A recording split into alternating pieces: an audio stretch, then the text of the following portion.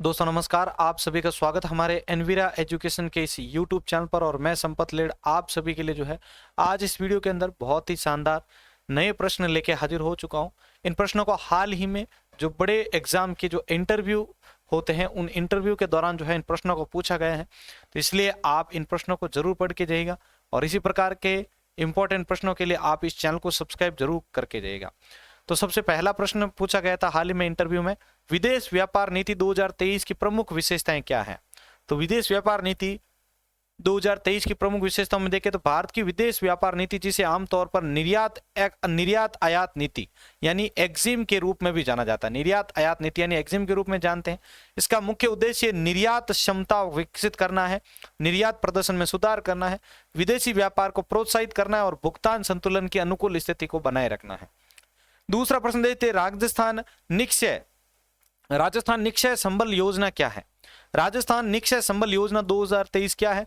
तो राजस्थान निक्षय संबल योजना 2023 परियोजना में राजस्थान में टीबी रोगियों को पौष्टिक भोजन के लिए धन उपलब्ध कराया जाएगा ताकि वे स्वस्थ रहें। राजस्थान में सिर्फ टीबी के मरीजों को मिलेगा इस योजना का लाभ। तो निक्षय संबल योजना का संबंध किससे है भाई, तो ध्यान रखना टीबी से है।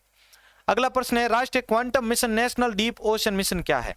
तो राष्ट्रीय क्वांटम मिशन की पहले बात करते हैं। इसे विज्ञान और प्रौद्योगिकी मंत्रालय के तहत विज्ञान और प्रौद्योगिकी विभाग यानी डीएसटी के द्वारा लागू किया जाएगा। ठीक है, इसे विज्ञान और प्रौद्योगिकी मंत्रालय के तहत विज्ञान और प्रौद्योगिकी विभाग डीएसटी द्वारा लागू किया।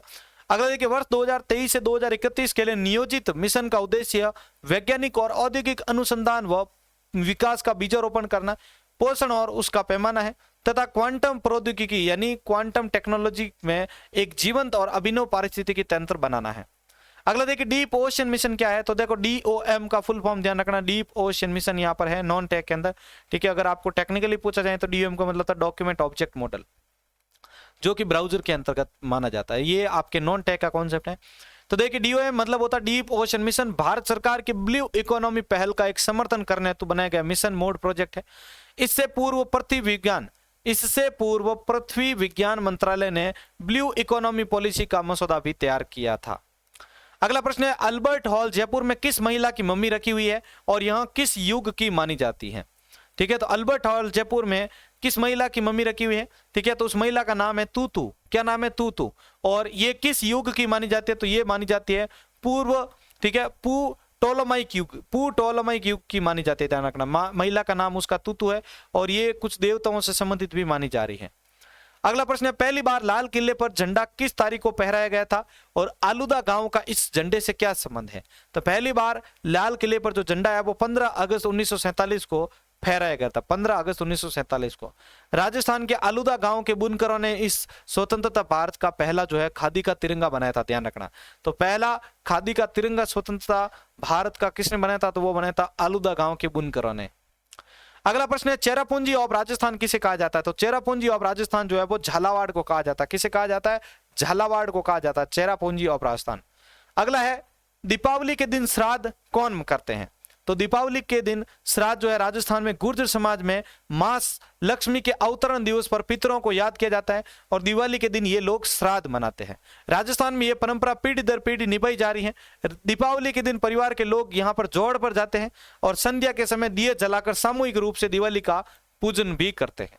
ठीक है, तो ये ध्यान रखना, एक बहुत ही शानदार प्रश्न है। दिवाली के दिन श्राद्ध किस जाति में मनाया जाता है, ध्यान रखना, गुर्जर समाज के अंदर। अगला प्रश्न, एरा प्रथा क्या है। एरा प्रथा, तो एरा प्रथा जो है वो मध्य प्रदेश के कुछ जिलों में कई दशकों से चली आ रही है। ये क्या होती है एरा प्रथा, जिसके तहत गेहूं की कटाई होते ही किसान अपने पालतू मवेशियों को छूटा छोड़ देते हैं, जिसके बाद उन पशुओं की तलाश किसान के द्वारा जुलाई माह में धान का रोप लगाने के बाद की जाती है। इस अव्यवस्था को एरा प्रथा के नाम से जानते हैं। क्या एरा मतलब जो गेहूं होते हैं उसकी कटाई की जाती है, उसके बाद जो भी उनके पालतू पशु होते हैं वो उनको छूटा छोड़ देते हैं। फिर जब वापस धान की रोपाई होगी ना, तब उस समय क्या करते हैं, वापस उन पशुओं को वो ढूंढते हैं। अगला प्रश्न है, महात्मा गांधी की आत्मकथा मूल किस भाषा में लिखी गई है। तो वो ध्यान रखना, गुजराती भाषा में। और लास्ट प्रश्न है, राजस्थान के प्रथम श्रम मंत्री कौन है। तो राजस्थान के प्रथम श्रम मंत्री है यहाँ पर, वैसे भारत का आया हुआ, तो भारत के प्रथम श्रम मंत्री आपके जो है यहाँ पर इसके अंदर कौन है, जगजीवन राम। यहाँ पर ध्यान रखिएगा। राजस्थान के अंदर अगर आपको पूछ ले वर्तमान वाला, तो आपको ध्यान रखना है टीकाराम जूली। क्या नाम है उनका, टीकाराम जूली। ठीक है, टीकाराम जूली जो है वो अभी वर्तमान में जो है राजस्थान के अंदर श्रम मंत्री हैं।